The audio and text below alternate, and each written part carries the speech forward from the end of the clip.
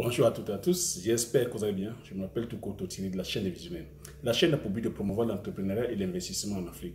La chaîne ici a pour but de promouvoir les produits de rente, les cultures forestières non ligneuses, les épices, les cultures vivrières, ainsi que les produits du terroir. La chaîne ici a pour but d'inviter les amoureux et les amoureuses d'agriculture, les amoureux et les amoureuses d'épices.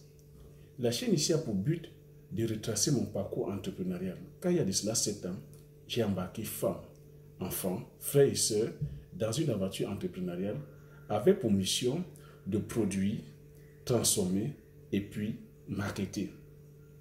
Donc, toi qui me vois peut-être pour la première fois, si tu ne l'as pas encore fait, abonne-toi, partage et like. Et merci déjà pour tous ceux et celles qui sont abonnés. Merci pour ceux qui me suivent sur Facebook. Merci pour vos likes et merci pour les messages encourageants. Merci pour vous qui me suivez sur YouTube. Merci pour la confiance que vous faites. Et je dis merci. Continuez comme ça à nous soutenir dans cette aventure.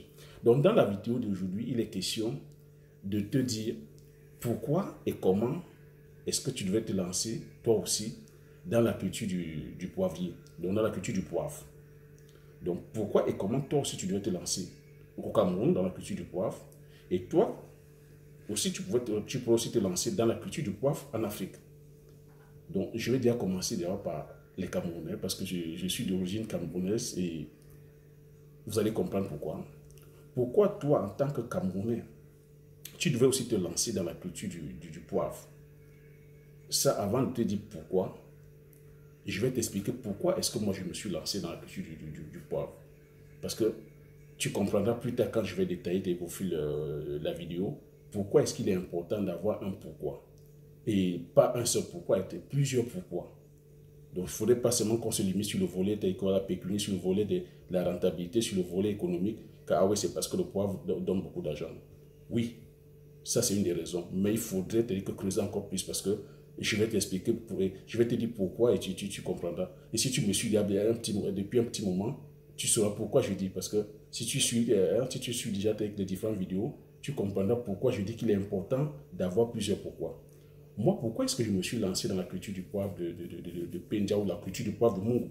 Il faut le dire ainsi, parce que Penja, c'est une localité et le Mungo, c'est la zone géographique sur laquelle, voilà, que le poivre pousse partout au Cameroun, hein, mais le Mungo a eu ce label, indication géographique protégée. Donc ça, c'est un label phare, ça c'est un label qui donne au poivre du Cameroun une renommée internationale, qui donne au poivre du Cameroun, qui met le poivre du Cameroun au premier rang des poivres, des meilleurs poivres. Ce n'est pas parce que le Cameroun, voilà, produit en quantité industrielle, non, c'est parce que le poivre du Cameroun, en qualité organoleptique, est meilleur. Parce que le poivre du Cameroun, selon le sol du Mungo, le sol a des qualités qui profèrent des oligo-éléments qui profèrent au poivre, sa qualité organoleptique. Et c'est par rapport aussi au savoir-faire des hommes et des femmes qui cultivent cette épice. Donc pourquoi est-ce que moi je me suis donc lancé? Je me suis lancé en 2013, pas parce que je savais que le poivre pousse. Tout ce que je vous ai expliqué là, en 2013, c'est en 2013 que le poivre du Cameroun a obtenu ce label. Moi, en 2012, fin 2012, où j'ai pris l'initiative de me lancer dans l'entrepreneuriat agricole, j'avais déjà fait dans la culture du palmier, je cherchais comme ça à produire aussi une culture qui n'était pas produite dans mon village, qui n'était pas du tout produite dans mon village, en guise de clin d'œil à mon grand-père. Comme je vais tout dire à toutes les vidéos, vous m'entendez parler de mon grand-père. C'est mon grand-père est celui-là aussi qui avait introduit le Kalaba Yam dans mon village qui est Compina. Donc, pour lui faire aussi un clin d'œil, je voulais comme ça aussi être celui qui, dans mon village aussi, a introduit une culture de rente qui n'est pas produite dans le village. Vous savez que en Afrique, on est dans le suivisme, que c'est tout le monde, quand le voisin a fait ci, tout le monde fait pareil. Hein. Nous sommes dans la zone agroécologique où c'est le palmier à huile qui pousse à profusion. Donc, c'est tout le monde qui est dans le palmier à huile. Le cacao, c'est pareil. Donc, je voulais comme ça faire la différence. Donc, c'est comme ça que dans mes recherches, je suis allé sur Internet faire quelle est la culture que je pouvais aussi comme ça apporter dans mon village qui fasse la différence. Je suis allé dans mes recherches, je suis tombé sur un blog à Madagascar qui parlait de la vanille. Donc, je me suis un peu intéressé, mais je ne vais pas vous cacher, le processus était trop long. Hein. Que ce soit sur le plan de la production, c'était long, il fallait polliniser les plantes à la main, et même le processus de la récolte jusque sur le marché, il fallait attendre 1 an. Non, j'ai trouvé que c'était un peu, pour nous qui sommes des novices, c'était un peu risqué. Donc sur le même blog, on parlait aussi du poivre. Je me suis dit pourquoi pas. Donc c'est comme ça que je suis aussi allé faire quelques recherches au Cameroun si le poivre ne poussait pas. Oui, je vais être transparent avec toi. Je ne savais pas à la base que le poivre pousse au Cameroun. En 2012, je vais être honnête avec toi, je ne savais pas que le poivre pousse au Cameroun, ni la vanille même d'ailleurs. Donc c'est comme ça que je fais des recherches. Je tombe sur une page aussi, telle que c'est Cameroun Tribune qui avait fait une sur M. René Claude Métomo, qui est l'un des grands producteurs de poivre au Cameroun. C'est lui qui a la plus grosse plantation en tant que particulier, 30 hectares. Donc, je lis un peu et voilà comment, début 2013, je demande à mon petit frère d'aller chez René Claude Métomo, prendre des informations. Donc, entre-temps aussi, moi aussi je me documente, je fais des recherches et il n'y avait pas, il faut dire la vérité, il n'y avait pas d'informations. Je suis allé, j'ai fouillé un peu en Asie, je regardais des vidéos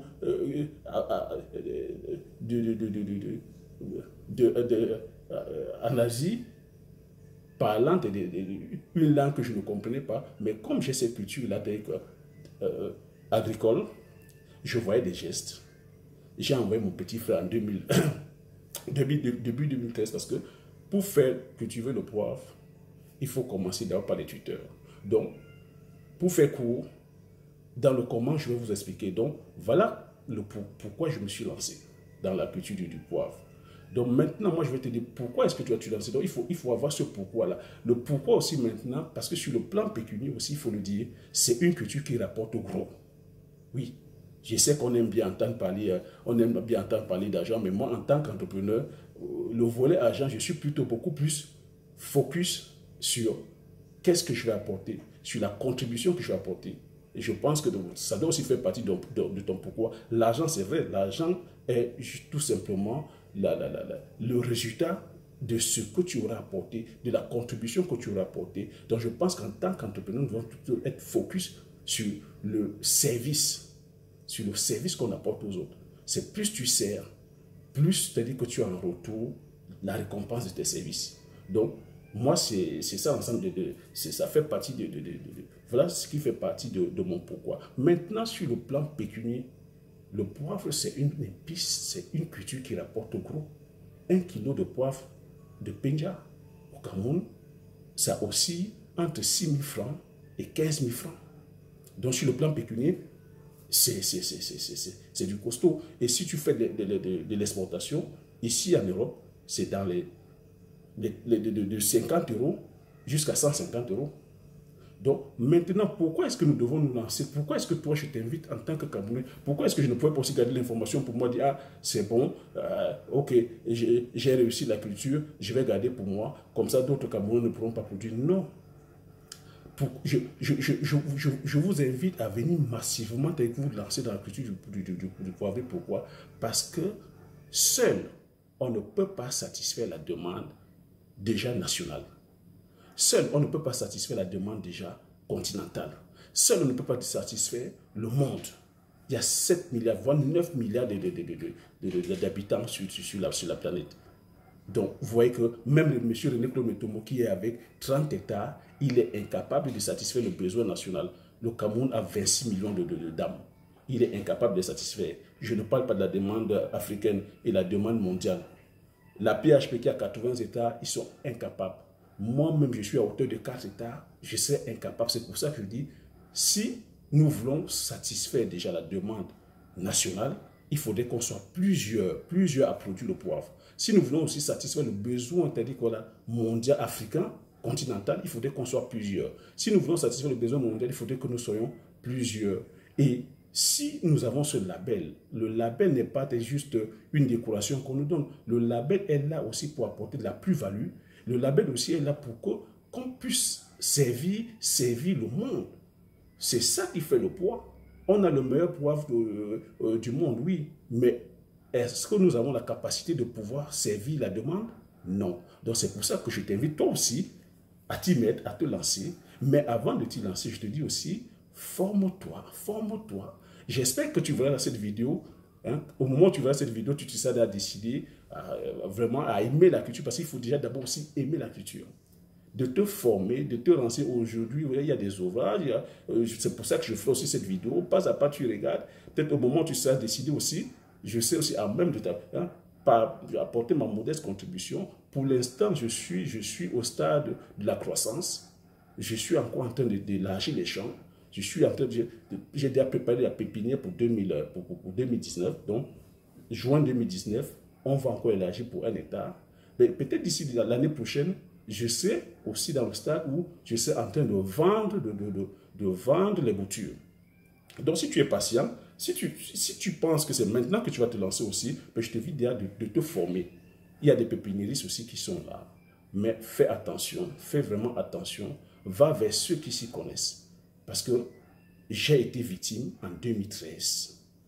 2013, si j'ai fait une première expérience qui a échoué, c'est parce qu'en 2013, j'ai été victime des mauvais conseils justement de pépiniéristes. Je suis allé vers le meilleur qui était René Tometomo, mais son pépiniériste m'a induit à l'erreur par rapport à la part de gain. Le poivrier était les tuteurs, le poivrier était pour le processus du planting du tuteur. J'y reviendrai au comment. Donc, pour l'instant, c'est pourquoi est-ce qu'il faudrait qu'on se lance? Il faudrait qu'on se lance pour que nous soyons, pour que nous puissions déjà satisfaire la demande nationale, pour que nous puissions satisfaire la demande continentale et pour que nous puissions satisfaire la demande mondiale. Et plus on sera nombreux à produire, plus c'est-à-dire que voilà, on pourra faire rentrer les devises, parce que c'est ça mon objectif, c'est pouvoir faire rentrer les devises dans le pays. Parce que quand on exporte, on fait rentrer les devises. Et c'est comme ça qu'on pourra aussi faire parler de notre pays. C'est comme ça qu'on pourra faire parler de notre terroir. C'est comme ça qu'on pourra faire parler de mon village. Parce que moi, aujourd'hui, pourquoi est-ce que je m'expose sur YouTube? Je m'expose sur YouTube peut-être parce que j'attends des revenus. Non, moi, c'est une fierté, c'est une passion. C'est une façon pour moi aussi de vendre le terroir, de faire parler de mon village qui est Nkompina, de faire parler de mon département qui est le Mungo, de faire parler de mon pays qui est le Cameroun et de faire parler de mon continent qui est l'Afrique. C'est comme ça qu'on va se faire vendre. Et à travers ce poivre, il faut se dire pourquoi le label indication, quel est le côté bénéfique du label indication géographique? Le côté bénéfique, c'est que à travers cette culture du poivre, on peut faire développer des secteurs comme le tourisme. Oui, le tourisme. Donc toi qui me regardes, tu peux aussi à travers ce label-là, développer le côté du tourisme. Dis que voilà, toi tu n'as peut-être pas de champ, tu n'as peut-être pas l'expertise pour faire un champ, tu n'as peut-être pas les moyens, mais tu as peut-être cette capacité-là. Tu peux ouvrir aussi une agence de tourisme. Tu peux aussi être un partenaire qui fait venir les Occidentaux au Cameroun et les fait visiter les plantations. C'est ce que les gens font en Asie. Les gens vont en Indonésie, les gens vont au Cambodge, les gens vont faire des tourismes. Ça fait ramener les devises dans le pays. Tu peux aussi te dire, je peux me mettre dans la restauration. Je suis curieux de savoir, depuis 2013, où le Cameroun a obtenu le label indication géographique, quelles sont les avancées sur le domaine touristique? Il n'y a pas. Personne n'y pense. Quelles sont les avancées sur le domaine même de la restauration? On pouvait comme ça à Penja ou dans le Mungo créer des restaurants, créer des hôtels, toujours autour du label indication géographique, tout autour du label poivre de Penja, dans le Mungo, à Penja.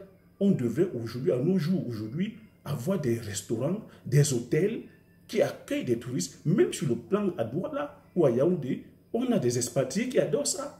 Quitter la pollution, quitter le stress des grandes villes, venir dans les petits villages, venir à Penja, se reposer, aller faire des balades touristiques dans les champs. On a le mont Maningoba qui est là, le mont Coupé qui est là, hein, même le mont Cameroun, aller faire des excursions. En tout cas, c'est ça ma vision. Moi, c'est vers là que je vais en fait. Mes plantations seront aussi des zones touristiques. Donc voilà une main que je tends, voilà des options que je te donne et que le poivre de Penja, normalement, si vraiment on sait à quoi c'est ce label, parce que c'est un label aussi, voilà, c'est un label, c'est les Européens qui apportent ça. Est-ce que nous, en tant qu'Africains, en tant que Cameroun, nous avons compris le sens de ce label? Moi, je pense que, je t'ai dit, ma chaîne ici se veut une chaîne de questionnement, une chaîne comme ça d'ouverture, une chaîne de partage. Donc toi aussi, dans les commentaires, dis-moi un peu, qu'est-ce que tu penses depuis 2013? Qu'est-ce que ce label nous a apporté? Oui, on a le meilleur poivre, mais est-ce qu'on sert le monde? Non. Oui, on a l'indication géographique protégée, mais qu'est-ce qu'en termes de touristique, en termes de manne financière, qu'est-ce que le Cameroun a gagné depuis 2013? Oui, en tant que planteur, oui, les planteurs gagnent, mais ils devaient encore gagner beaucoup plus. En termes de visibilité, ils n'ont pas la visibilité. Parce que le petit planteur, il a ses 1000 pieds, il a ses 1 hectare, on vient acheter bon champ, il n'a pas de stress, il s'arrête là. Pas de publicité, pas de visibilité. Donc, voilà pourquoi est-ce qu'en tant que Camerounais, je t'invite aussi à t'y mettre, à te lancer. Maintenant, en tant qu'Africain, je vais te dire, en tant qu'Africain, le poivre pousse dans tous les pays, dans tous les climats tropicaux, la chaîne tropicale.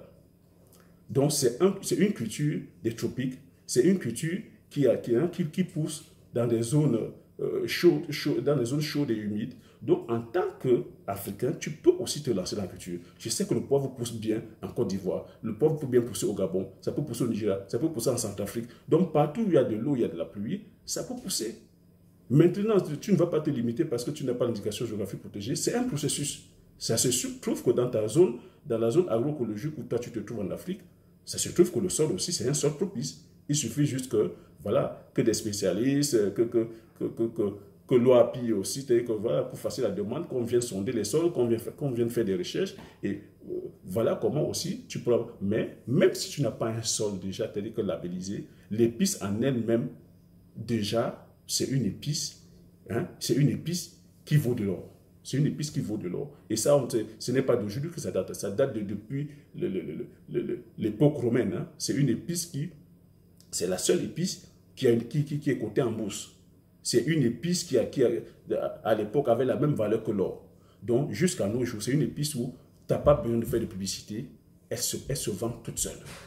Moi, je n'ai pas besoin de faire la pub. Moi, la pub que je fais, c'est sur le terroir. La pub que je fais, c'est sur mon pays. La pub que je fais, c'est sur Compina. Je pouvais rester dans l'anonymat et mon poivre se vendrait tous tranquillement. Et c'est ce que beaucoup de paysans font. Beaucoup de paysans ne font pas de bruit parce qu'ils vendent leur poivre bon champ.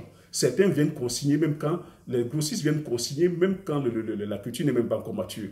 On leur donne de l'argent. C'est pour ça qu'ils ne font pas de boucan.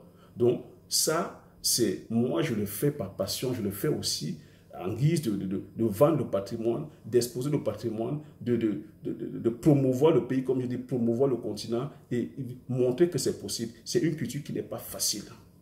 Donc voilà, c'est une culture qui n'est pas facile. Donc maintenant, le comment tu vas le faire? Je sais que sur une vidéo, voilà, sur une seule vidéo, voilà, on ne pourra pas t'expliquer le comment. Je vais pouvoir détailler sur une autre vidéo. Le comment, c'est déjà bien te former, très bien te former. Ne te limite pas seulement sur la part de gain. Forme-toi bien. Si tu n'as pas l'expertise, entoure-toi des experts, entoure-toi de ceux qui ont l'expertise. Même si tu t'entoures de ceux qui ont l'expertise, mais forme-toi très bien, forme-toi bien. Ne te contente pas seulement d'être le promoteur, ne te contente pas seulement de dire, moi, en tant que je suis de la diaspora, je vais apporter de l'argent, mais renseigne-toi parce que sur le terrain aussi, il faudrait que tu saches ce que le technicien fait. Parce que quand moi je suis sur le terrain, le technicien, il ne peut pas faire n'importe quoi parce que j'ai l'expertise. Depuis 2013 jusqu'à maintenant, ça fait 7 ans que je suis dedans et j'ai lu des revues d'ingénieurs agronomes. Je connais l'étude du sol, je connais la biologie, la microbiologie, je connais l'agronomie. Donc, quand lui, il apporte l'expertise technique, parce que voilà, de façon mécanique, il le fait, ils ont l'habitude de faire, mais je peux lui expliquer aussi de façon scientifique ce qu'il fait. Donc, chaque geste qu'il fait, je peux expliquer. Je peux dire pourquoi est-ce qu'ils font. Ils font des gestes, des fois ils ne savent pas pourquoi ils le font. Moi, de façon scientifique, j'explique. Donc, sois celui-là aussi qui a l'amour de l'agriculture, l'amour de la culture aussi. Il faut aimer ce que tu fais. Et aimer aussi l'environnement. Parce qu'aux gens, ce n'est pas facile.